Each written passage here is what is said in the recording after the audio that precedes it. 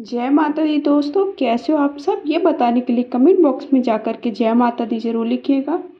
तो पूर्णिमासी के दिन ये व्रत कथा अवश्य सुननी चाहिए। सत्यनारायण की कथा मैं आप सबके लिए लेकर आई हूँ। द्वापर युग में यशोदा माँ ने श्री कृष्ण ने कहा, हे कृष्ण, तुम सारे संसार की उत्पन्न करता, पालनहारी, संहार करता हो। आज मुझे ऐसा कोई व्रत बताओ जिसको करने से मृत्युलोक में भी स्त्रियों को विधवा होने का भय न रहे।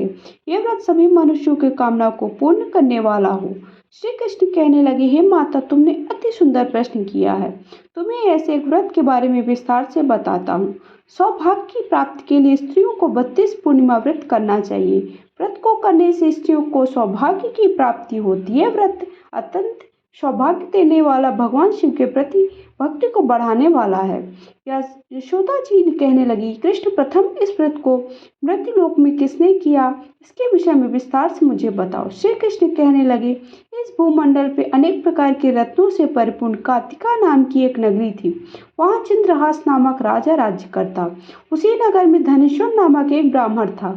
उसकी स्त्री अति सुशीला, रूपवती, दोनों ही उस नगरी में बड़े प्रेम से रहते। धन धान्य की कोई कमी न थी, परंतु उसको बड़ा दुख था संतान न होने कारण। एक समय एक बड़ा योगी उस नगरी में आया। योगी उस ब्राह्मण के घर को छोड़कर सबके घरों से भिक्षा लेकर भोजन जाया करता। रूपवती से भी भिक्षा लेने नहीं आता। एक दिन वह योगी रूपवती से भिक्षा न लेकर किसी अन्य घर से भिक्षा लेकर गंगा किनारे जाकर भिक्षा को प्रेम पूर्वक ग्रहण करने लगा कि धनेश्वर ने योगी का यह सब कार्य देख लिया और भिक्षा के अनादर से दुखी होकर धनेश्वर योगी से बोला, महान, आप सब घरों से भिक्षा लेते हैं, मेरे घर से आप भिक्षा क्यों नहीं लेते हैं? इसका क्या कारण है? योगी ने कहा, निसंतान के घर की भीख पतितों के अन्न के तुल्य होती है, और जो पतितों का अन्न खाता है वह पतित हो जाता है। क्योंकि तुम निसंतान हो, इसलिए पतित हो जाने के भय से मैं तुम्हारे घर की भिक्षा नहीं लेता हूँ। धनेश्वर योगी की यह बात सुनकर बहुत दुखी हुआ। हाथ जोड़कर योगी के पैर में गिर गया और कहने लगा, महाराज, यदि ऐसा है तो आप पुत्र प्राप्ति का कोई उपाय बताएं। आप तो सर्वज्ञानी हैं। भगवान, मेरे धन की कोई कमी नहीं, परंतु पुत्र न होने के कारण मैं बहुत दुखी। मेरे इस दुख का कोई हरण बताएं। यह सुनकर योगी कहने लगे, ब्राह्मण, तुम चंडी की आराधना करो। और घर आकर उसने अपनी पत्नी से सब वेदांत कहा। स्वयं तप करने के लिए वन चला गया। वन में जाकर उसने चंडी की उपासना की। उपवास किए चंडी ने 16वें दिन उसको स्वप्न में दर्शन दिया और कहा, धनेश्वर जा तेरे पुत्र होगा, परंतु वह 16 वर्ष की आयु को मृत्यु को प्राप्त हो जाएगा। यदि तुम दोनों पति पत्नी 32 पूर्णमासियों का व्रत विधि पूर्वक करते हो तो वह दीर्घायु हो जाएगा। जिसने तुम्हारी सामर्थ्य हो, आटे के दिए बनाकर शिव जी भगवान का पूजन करो, परंतु पूर्णमासी के व्रत 32 होने चाहिए। प्रातः काल होने पर इस स्थान के समीप तुम्हें आम का वृक्ष दिखाई देगा।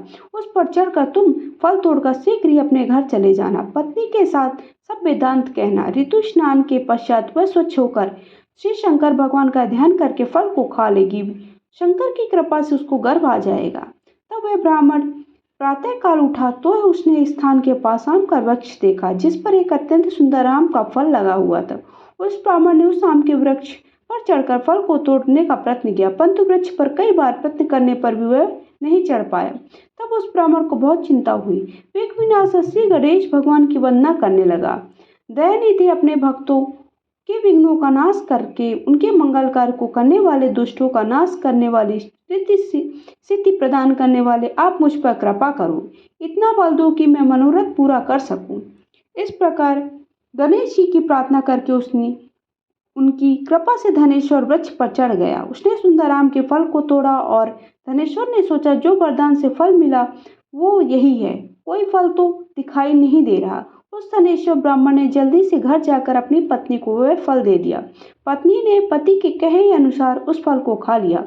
वह गर्भवती हो गई। देवी जी की असीम कृपा से उसे अत्यंत सुंदर पुत्र प्राप्त हुआ, जिसका नाम उन्होंने देवीदास रखा। माता पिता के हर्ष और शोक के साथ वह बालक सकुल पक्ष के चंद्रमा की भांति बालक अपने पिता के घर में बड़ा होने लगा। भवानी कृपा से बालक बहुत ही सुंदर, सुशील, विद्या पढ़ने में बहुत ही निपुण हो गया। दुर्गा जी की आज्ञा अनुसार उसकी मिटाने 32 पूर्णमासी का व्रत रखना आरंभ कर दिया, जिससे उसका पुत्र बड़ी आयु वाला हो। 16वां वर्ष लगते ही देवीदास के माता पिता को बड़ी चिंता हुई कि कहीं उसके पुत्र को इस पर मृत्यु ना हो जाए। इसलिए उन्होंने अपने मन में विचार किया कि यदि यह दुर्घटना उनके सामने होगी तो वे कैसे सहन करेंगे। उन्होंने देवीदास के मामा को बुलाया और हमारी एक बहुत बड़ी इच्छा है कि देवीदास 1 वर्ष तक काशी में जाकर विद्या अध्ययन करे। उसको अकेला भी नहीं छोड़ना चाहिए, इस साथ में तुम चले जाओ। 1 वर्ष के पश्चात उसको वापस ले आना। सब करके माता पिता ने काशी जाने के लिए देवीदास को एक घोड़े पर बिठाकर उसके मामा के साथ भेज दिया। परंतु यह बात उसके मामा या किसी और को नहीं बताई। धनेश्वर उसकी पत्नी ने पुत्र की मंगल कामना के लिए दीर्घायु के लिए भगवती दुर्गा की आराधना, पुण्यमासियों का व्रत करना आरंभ कर दिया। बराबर 32 पुण्यमासियों के व्रत को उन्होंने पूरा किया। कुछ समय पश्चात एक दिन वह मामा भांजा मार्ग में रात बिताने के लिए गांव में ठहरे। उस दिन ब्राह्मण की इतने सुंदर, सुशीला और गुणवती कन्या का विवाह था। जिस धर्मशाला के अंदर वह उस बारात ठहरी थी, उसी धर्मशाला में देवीदास और उसके मामा भी ठहरे। संयोगवश कन्या को तेल आदि चढ़ाकर मंडप आदि का कार्य किया तो लगन के साथ वर को धनुवात हो गया। इसलिए वर के पिता ने अपने कुटुंबियों से विमर्श करके निश्चय किया कि वह देवीदास मेरे पुत्र जैसा ही सुंदर है, इसके साथ ही लगन करवा दें, बाद में विवाह अन्य कार्य मेरे लड़के से हो जाएंगे। ये सोचकर देवीदास मामा से जाकर बोला कि तुम थोड़ी देर के लिए अपना भांजा हमें दे दो, जिससे विवाह के लग्न का सब काम हो सके। देवीदास का मामा कहने लगा, कुछ भी वर वधु पक्ष से कन्यादान के समय वर को मिले वह सब हमें दे दिया जाए, तो भांजा इस बारात का दूल्हा बन जाएगा। यह बात वर के पिता ने स्वीकार कर ली। उसने अपना भांजा वर बनने के लिए भेज दिया और उसके साथ वह सब विवाह कार्य विधि पूर्वक संपन्न हो गए। पत्नी के साथ वह भोजन करने लगा तो मन में सोचने लगा, न जाने किसकी स्त्री होगी। वह एकांत में यही सोचकर अपने कर्म व श्वास छोड़ने लगा। उसकी आंखों में आंसू भी आ गए। तब लड़की ने पूछा, क्या बात है, इतने में उदासीन हुए दुखी क्यों हो रहे हो? सब बातें जो वर के पिता और उसके मामा में हुई थी लड़की को बता दी। तब कन्या कहने लगी कि यह ब्रह्म विवाह के विपरीत कैसे हो सकता है। देव ब्राह्मण और अग्नि के सामने मैंने आपको ही अपना पति माना है, इसलिए आप ही मेरे पति हैं। मैं आपकी ही पत्नी रहूंगी, अन्य किसी की कदापि नहीं। देवीदास ने कहा, ऐसा मत करिए, क्योंकि मेरी आयु बहुत कम है। मेरे पश्चात आपकी क्या गति होगी? बातों को अच्छी तरह विचार कर ले। परंतु वह दृढ़ विचार वाली लड़की थी। वह बोली, जो आपकी गति होगी वह मेरी गति ही होगी।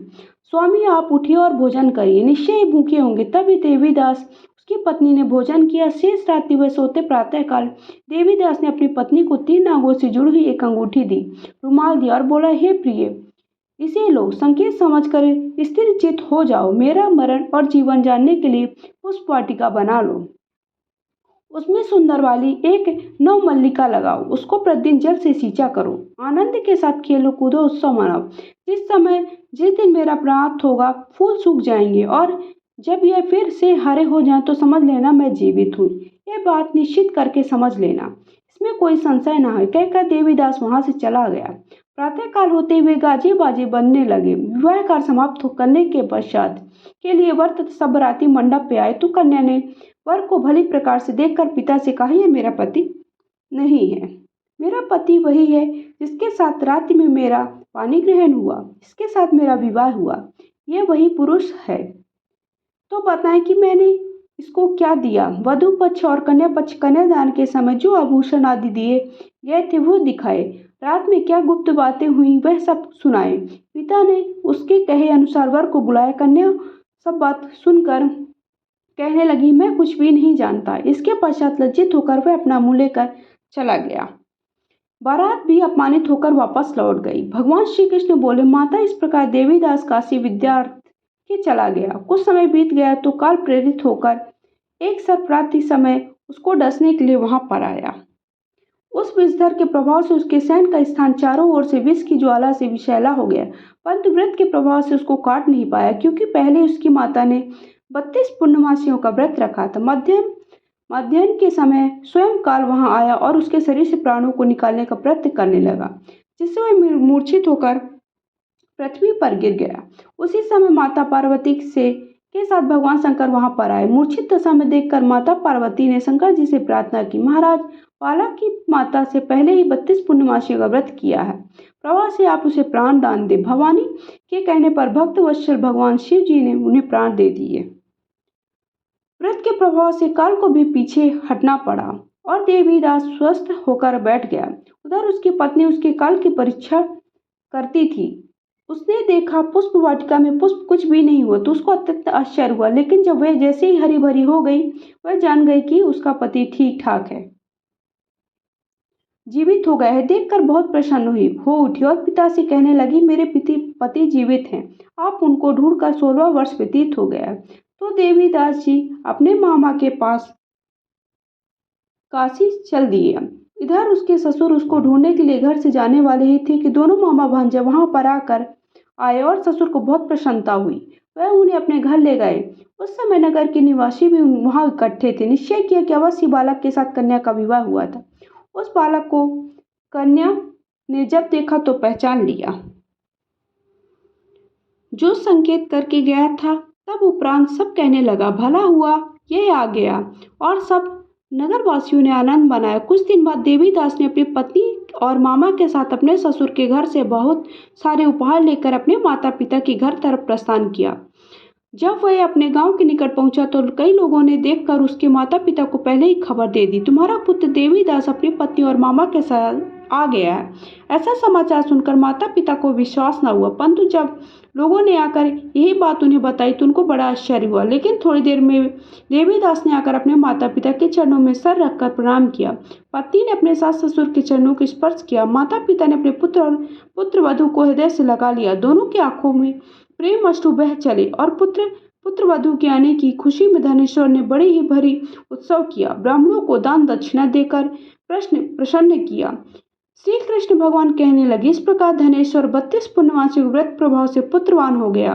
जो स्त्रियां 32 पूर्णमासिक व्रत को करती वे जन्म जन्मांतर में वैंधव्य का दुख नहीं भोगती और सदैव सौभाग्यवती रहती हैं।